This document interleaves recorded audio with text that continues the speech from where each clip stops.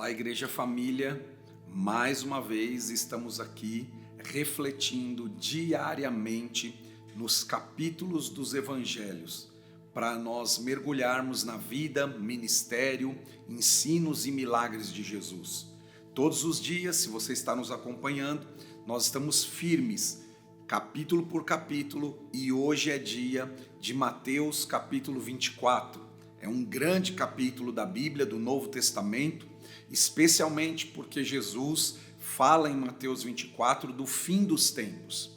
Em Mateus 24 você vai encontrar Jesus falando da tribulação, a grande tribulação, que aliás é um texto muito analisado nesses últimos dias, junto com outros da Bíblia, porque as pessoas estão vendo sinais, muitos sinais de que Jesus fala aqui em Mateus 24, já se cumpriram, outros estão se cumprindo, e ele diz exatamente isso, que os sinais ditos nesse capítulo de Mateus se cumpririam antes da sua vinda, antes do fim de todas as coisas.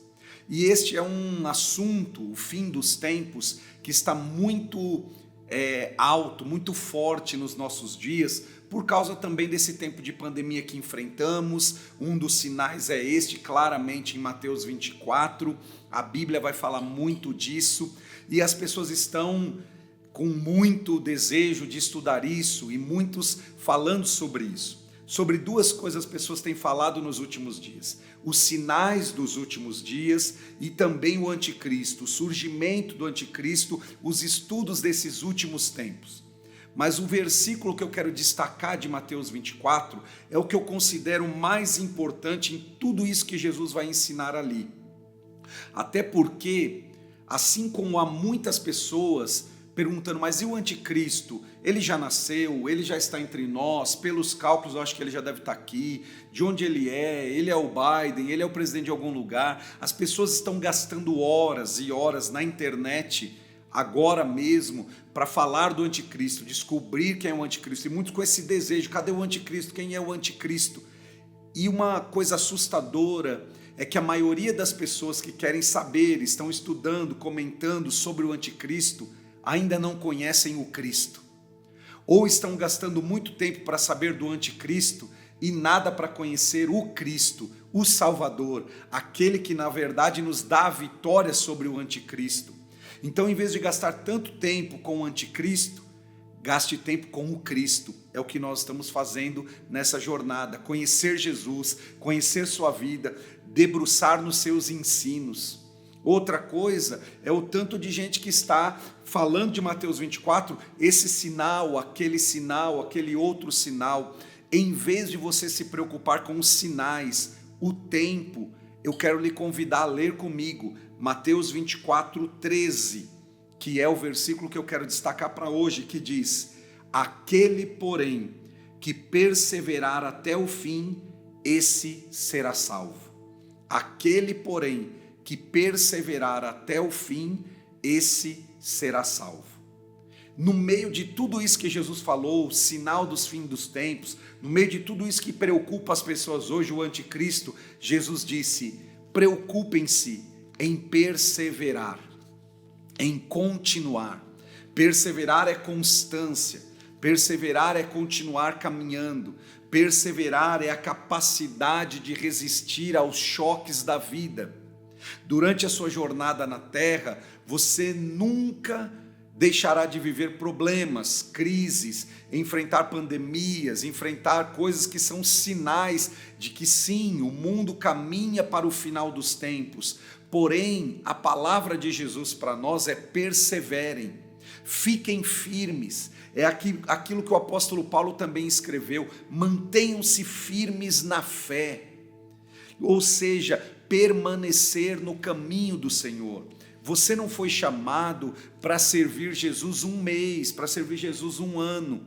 Você não foi chamado apenas para iniciar a sua salvação, a sua jornada espiritual. Você foi chamado para completar a sua jornada espiritual. O apóstolo Paulo também vai ensinar que como você termina é mais importante do que como você começou. A Bíblia vai dizer: guardei a fé, terminei a carreira. Ou seja, o que isso está dizendo? Perseverança. O nosso chamado é para perseverar. Muitas pessoas, inclusive, perdem bênçãos porque eles param bem pertinho de onde ou do tempo que chegaria a sua bênção. Então persevere, você foi chamado para perseverar, porque a vida cristã é como uma jornada numa estrada, é como uma viagem numa estrada. Por exemplo, se você viaja de São Paulo para Sorocaba, você vem pela Castelo Branco, você tem que sair para Sorocaba no quilômetro 78. A saída para a nossa cidade é o quilômetro 78. Se você sair no 70, você não chega em Sorocaba. Se você sair no 65, você não chega em Sorocaba. Para chegar em Sorocaba, você precisa sair no 78. Até pode sair em outros, mas vai andar por caminhos que não são os melhores, vai ter problemas. E é exatamente esse o ensino da Bíblia. A fé é uma caminhada. Se Deus tem uma bênção preparada para você no quilômetro 78, essa bênção não vai diminuir ou vai antecipar para o quilômetro 65. É você que tem que chegar no quilômetro 78. É isso que a Bíblia nos ensina. E o que Jesus está dizendo aqui é, em vez de se preocupar só com os sinais, com o anticristo, preocupe-se em perseverar. A Bíblia e a história da humanidade estão repletas de exemplos de perseverança. Por exemplo, o filho pródigo só teve um renascimento, uma vida nova, porque o pai decidiu perseverar em seu amor, não hesitou em seu amor, foi um homem perseverante. Pedro renasceu para um futuro sem culpa, um ministério apostólico, porque Jesus não abandonou o projeto de transformá-lo num pescador de homens. Jesus perseverou. O mundo gentil só recebeu o evangelho porque o apóstolo Paulo não virou as costas para a missão, não desistiu de tudo depois de ter sido abandonado, espancado numa calçada. Ele se levanta e persevera. José perseverou 13 anos de angústia no Egito até subir ao trono. Ou seja, o que a história desses homens nos ensinam? Ensina exatamente que nós temos que perseverar. Então não é quando vai ser, não se preocupe quando vai ser, se preocupe em estar pronto quando chegar o dia, estar pronto para encontrar Jesus, estar pronto para entrar na morada do céu, estar pronto e estar ciente de que você está cumprindo seu propósito aqui na terra. Olhamos para a Bíblia e são histórias de perseverança, mas se você olhar, por exemplo, a história do judeu cientista, que foi um fenômeno chamado Albert Einstein, a sua história, sua mãe conta na sua biografia que ele repetiu a 6ª série e que uma vez ela foi chamada pelo diretor da escola que lhe disse que o seu filho provavelmente não daria em nada. E se ela desistisse, se ela abandonasse o seu filho, se ela aceitasse aquelas palavras, nós não teríamos uma das mentes mais brilhantes que já tivemos entre nós. Então, meu irmão, minha irmã, a minha palavra a você hoje é: persevere. Não desista agora, seja constante, não deixe que o mosquito da inconstância, de aquilo que você começa algo e não termina, picar você e amordaçar você e aprisionar você a uma vida entregue, rastejante. Não.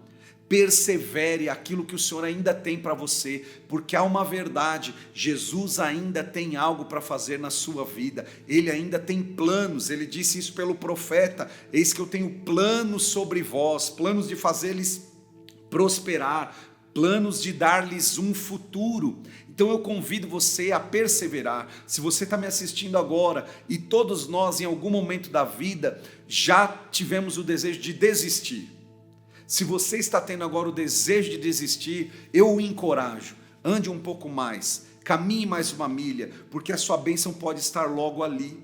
Talvez você está no quilômetro 77, sua bênção está no 78, mas se você desistir agora, ela não vai descer para o 77, é você que chega na sua bênção, não é a sua bênção que chega até você, porque fé é movimento. Então se movimente, persevere, nunca desista daquilo que Deus já lhe disse. E eu deixo essa palavra com vocês hoje: aquele que perseverar até o fim, esse será salvo. O mais importante não é quando será, o que será, é se você está pronto ou não, se você está firme ou não. Não pare agora.